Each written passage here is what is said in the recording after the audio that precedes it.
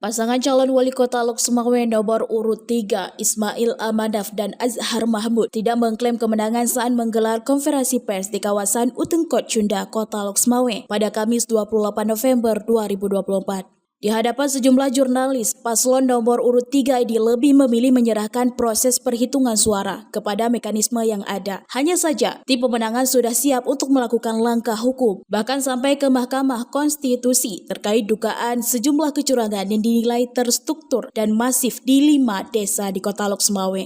Hal ini disampaikan oleh Muhammad Raji Firdana selaku juru bicara tim pemenangan paslon Imam. Hari ini kita telah menyelesaikan proses pemilihan umum calon kepala daerah untuk Kota Lok Sumawe. Alhamdulillah proses sebagian berjalan lancar.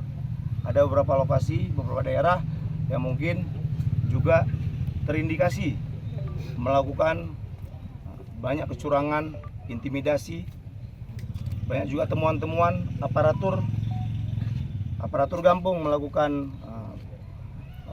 dorongan terhadap pemilih, bahkan tekanan-tekanan untuk memilih salah satu paslon. Jadi setelah ini kita ikuti saja, kita menerima hasil pemilu setelah semua proses demokrasi ini, proses hukum berjalan sebagaimana mestinya.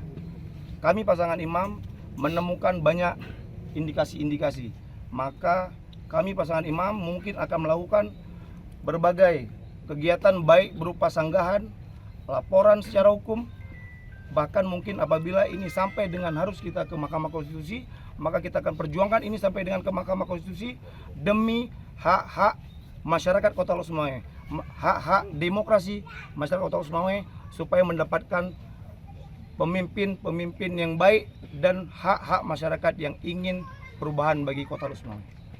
Dugaan penggunaan hak pilih secara berkali-kali, hak pilih orang lain, bahwa terjadi laporan hasil pemilihan yang dirangka yang dikarang gitu ya.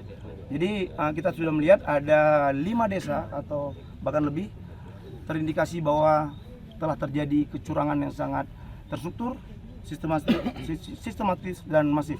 TSM. Sementara itu, Ismail Amanaf, calon wali kota dari paslon Imam, selain memberikan apresiasi kepada masyarakat dan para relawan yang terus mengawal suara rakyat hingga nanti pada pleno tingkat kecamatan, dirinya juga menghimbau semua pihak agar waspada karena ada indikasi kuat adanya begal-begal demokrasi di Kota Lok Sumawe. Dan juga mari sama-sama kita mengawal di tingkat kecamatan nanti, karena ada indikasi ada begal-begal demokrasi di Kota Lok Sumawe. Mungkin demikian. Dari Lok Sumawe, Denny Muktadi melaporkan untuk Puja TV.